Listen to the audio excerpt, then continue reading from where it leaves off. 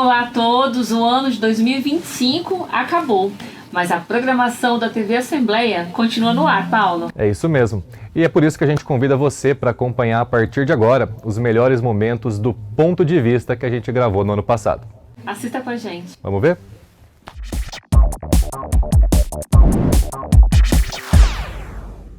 A gente percebeu aí que o carro-chefe, dos anúncios desse novo imposto de renda vai ser a isenção para quem ganha até R$5.000. Vai haver uma atualização aí na faixa de R$2.000, né? Doutor, e aí a gente também já pode até explicar de fato o que é o imposto de renda, como que ele incide, mas o brasileiro está preocupado em saber, essa isenção vai valer já para 2026? A ideia é essa? Bom, primeiro, Radamés e Arita, essa correção, ela não só é justa, como necessária. Foram 8 anos de ausência de correção dessa tabela de imposto de renda.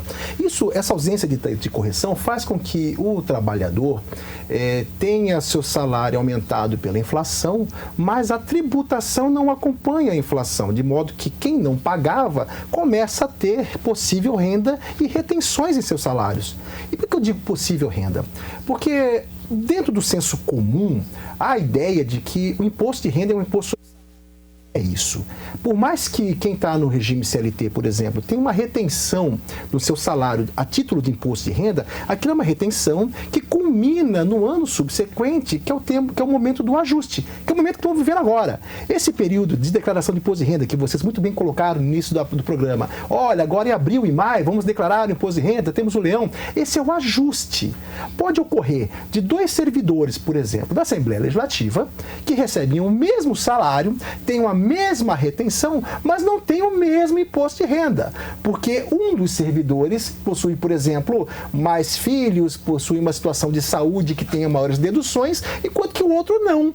O outro, seja, imaginemos, sem filhos, não tenha nenhum problema de saúde, nenhum tipo de dedução, acaba que ele tem a renda tributável maior. Então, a renda é um conceito diferente do próprio salário. O que o governo vem fazendo, pretende, através dessa proposta, é tão somente uma proposta, por enquanto. Sim, a gente está aqui no campo da suposição ainda. Suposições. É fazer, primeiramente, esse acerto da inflação. Então, quem ganha até R$5.000 é ficar efetivamente livre, inclusive de retenções no seu salário a título de imposto de renda. Isso é um salto espetacular.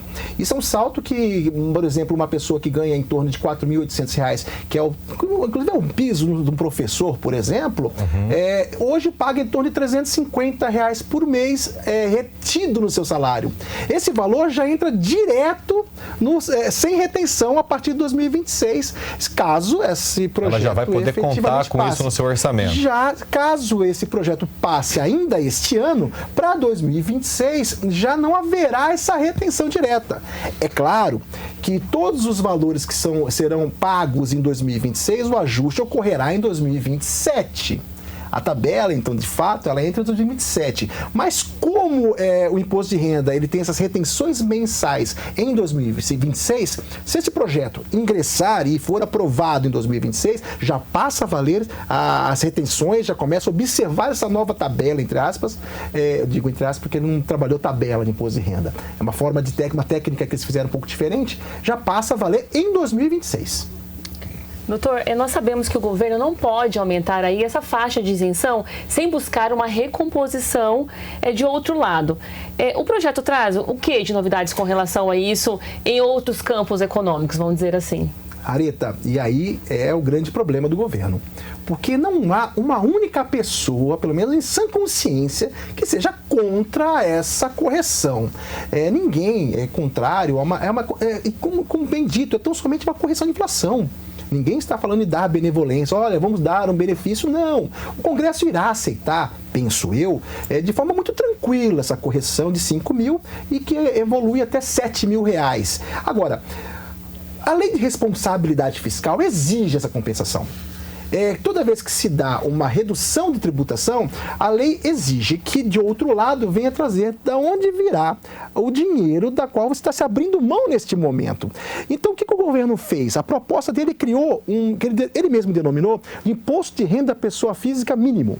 O que seria isso? Seria a partir de 60 mil mensal, 50 mil mensal ou 600 mil reais anual, quem ganha acima disso, inclusive dividendos, terá que pagar um imposto mínimo, que é progressivo. Ele parte de 0 até 10%. A partir de 1.200.000 ano, essa alíquota de 10% permanecerá sendo um imposto mínimo. Então, se a pessoa, eventualmente, dentro do seu ajuste, ele paga 10% de imposto, ele não vai ter nada mais para pagar.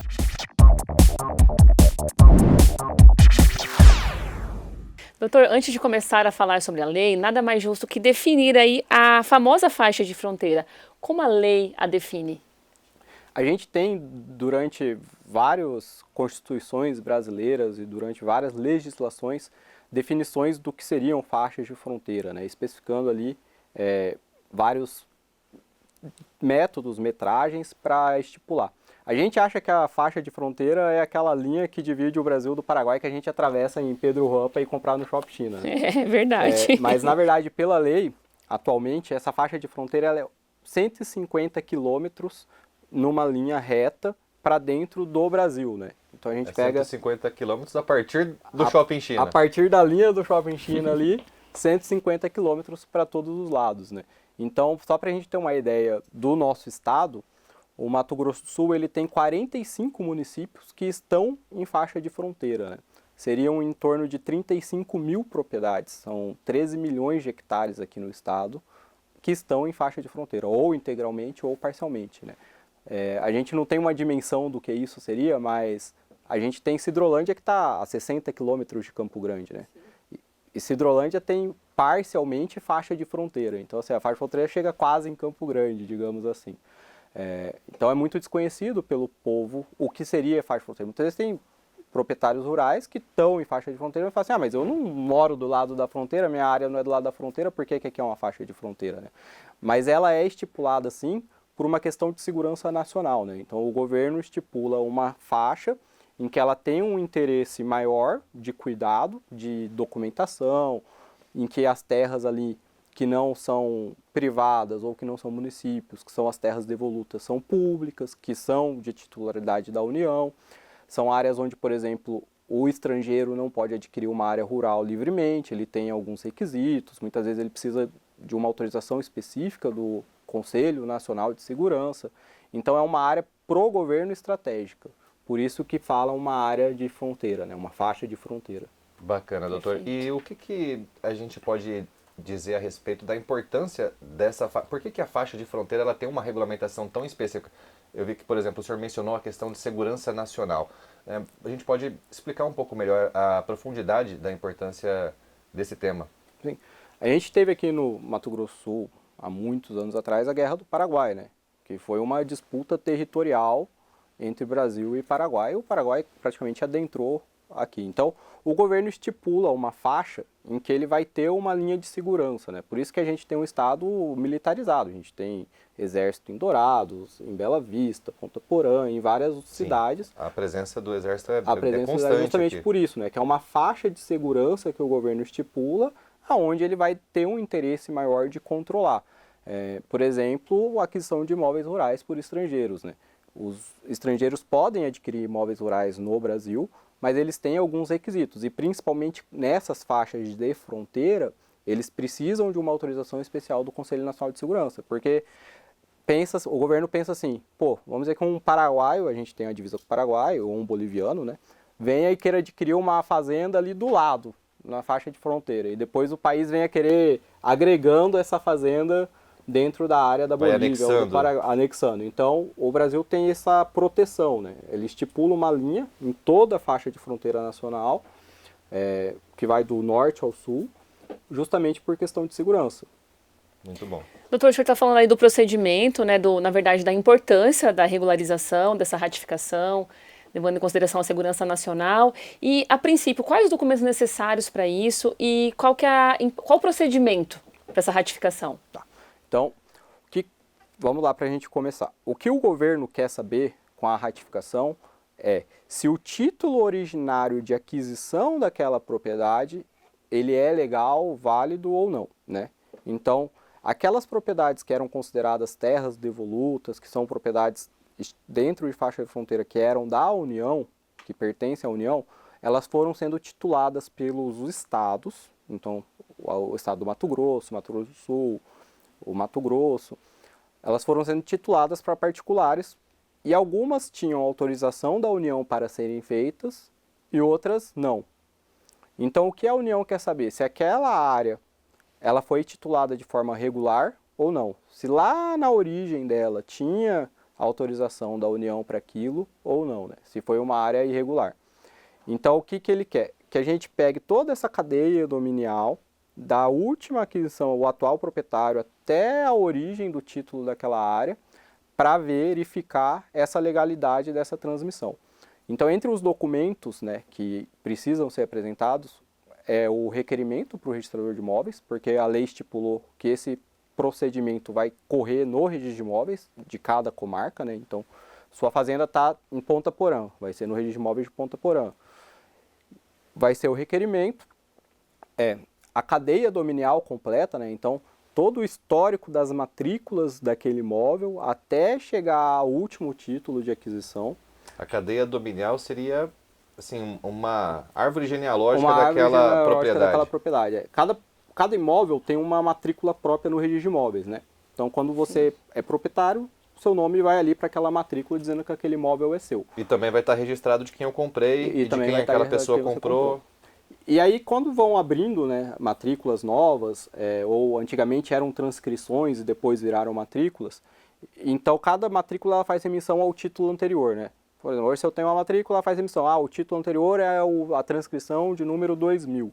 Então, a cadeia dominial é você pegar essa transcrição de número 2000, ver aonde ela se origina, se você tiver que pegar outra transcrição, outra matrícula, você vai pegar. Então, é pegar esse histórico, né? Como você disse, essa árvore genealógica do imóvel.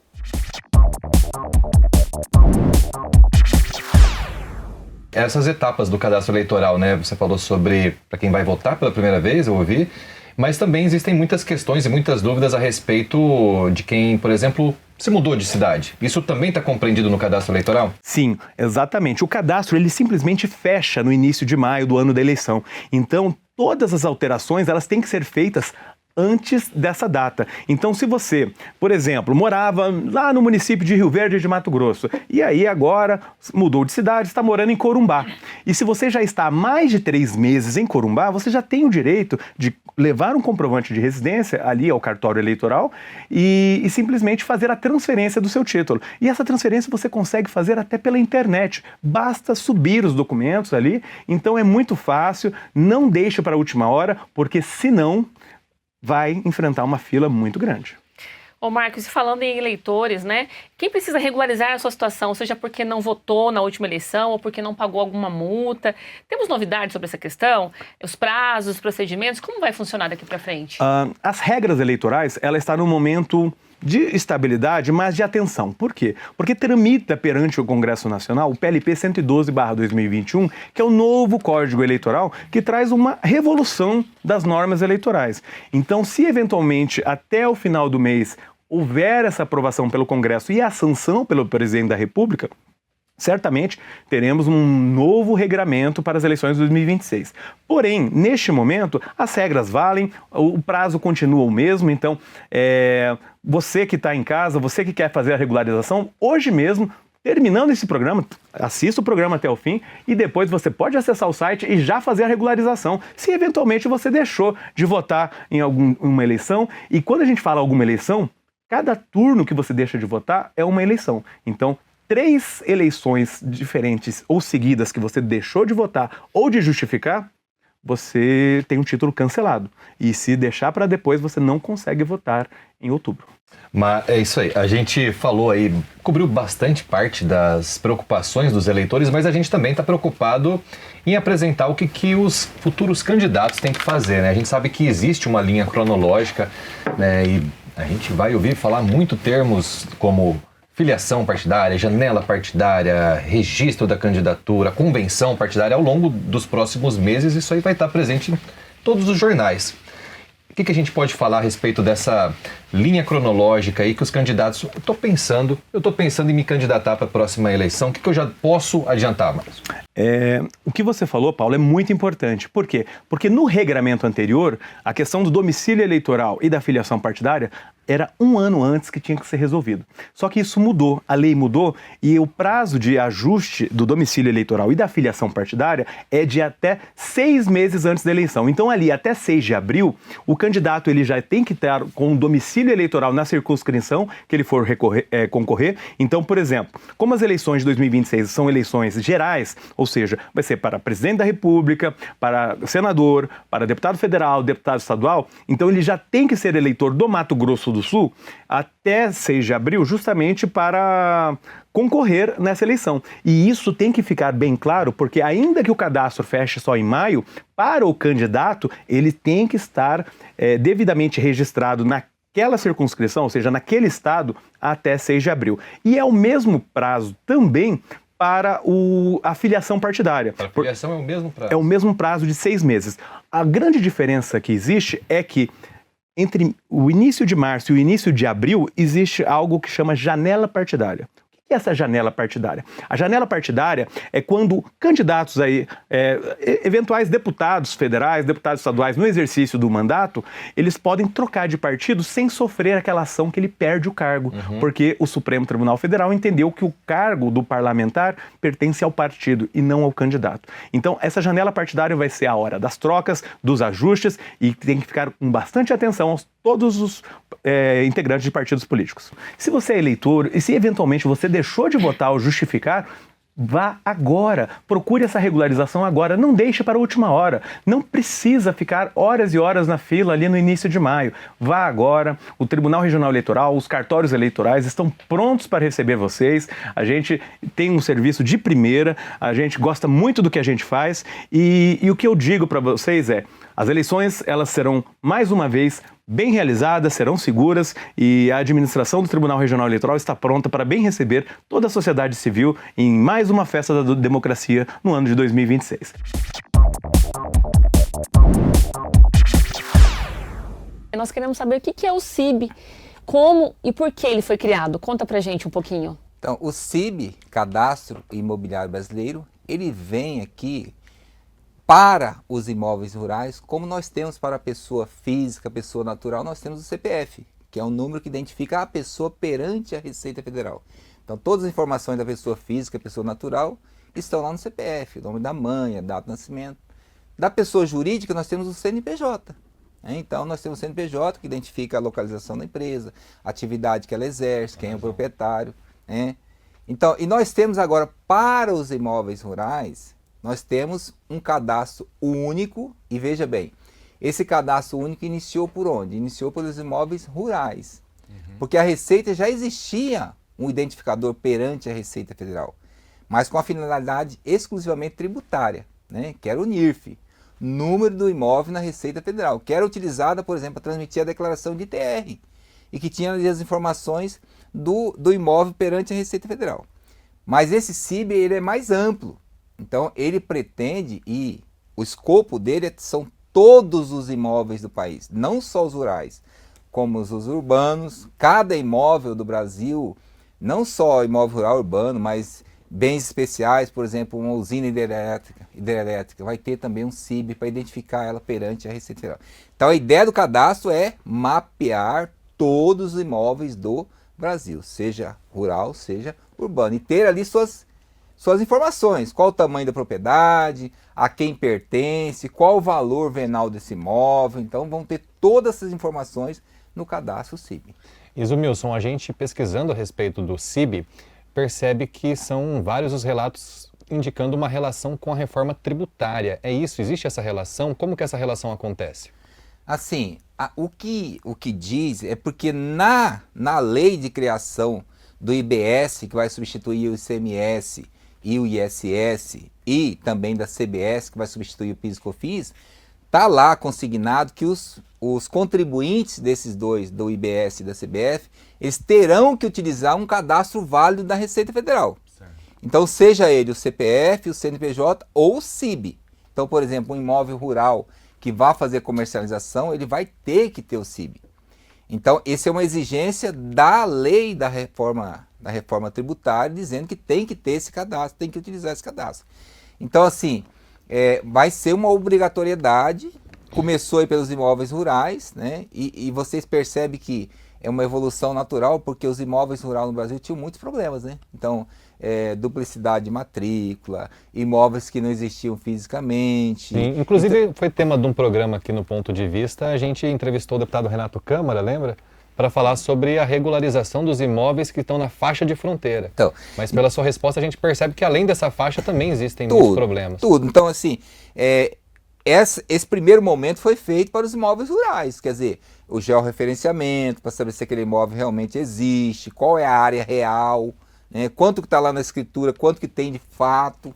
Né, então foi feito todo um trabalho com os imóveis rurais. Tá? Esse georreferenciamento, integração INCRA, Receita Federal, e aí esse cadastro vai evoluindo agora para os imóveis também urbanos. Então, urbanos e comerciais. Essa é uma tendência natural. Sim, hoje, com o nível de informática que nós temos, né, então você pega o Pix, por exemplo, o cara aperta um botão aqui, cai lá em qualquer lugar do mundo. Então, assim, com o nível de informática que nós temos, nós não podemos pensar mais segmentado. As informações têm uma tendência a irem para o banco de dados comuns, né? Então, assim, nós não podemos pensar a Receita Federal ter um banco de dados, a Polícia Federal ter outro. Então, no futuro, as coisas vão se integrar, né? E esses cadastros únicos já é uma visão de futuro, né? Termos todas as informações dos imóveis num lugar só. Então, aí, a partir daí, esses dados serão compartilhados, obviamente, na forma da lei, da legislação, dos convênios firmados, nada de forma aleatória, nem arbitrária, mas é uma tendência natural que essas informações sejam compartilhadas para fim de fiscalização, de apuração de impostos, tanto da União, estados e municípios. Você falou sobre o avanço da tecnologia e quais serão os órgãos que vão ter esse cadastro além da Receita? Cartórios, INCRA, Prefeitura, e quem terá acesso a esses dados? Foi o que você comentou agora. Tá, então a administração do cadastro é da Receita Federal, certo? Mas esse cadastro ele não vai nascer do nada, né? Então ele vai ser construído a partir de informação das prefeituras, dos estados, né? Dos cartórios. Então, assim, ele vai nascer com todas essas informações progressivamente, né? Há um prazo aí, a legislação prevê 12 meses para a primeira disponibilização do sistema, que é o Sinter, né? E tem todo um cronograma de implementação. 24 meses para os estados e municípios se adequarem. Então, tem um cronograma, isso não é do dia para a noite. Então, progressivamente. Então, tá. Feito, reunidas essas informações e implementado esse cadastro, que será administrado pela Receita Federal, nós vamos ter o acesso a esse cadastro de acordo com o que a legislação prevê. Então, de acordo com os convênios, de acordo com o perfil de cada órgão que vai acessar. Então, porque assim, tem questões que são protegidas pelo sigilo fiscal, né? Então, questões econômicas, dados econômicos, né? Outros são protegidos por informações cadastrais. Então, tem que ser feito esse acesso, obviamente, de forma motivada, justificada e para fins legais.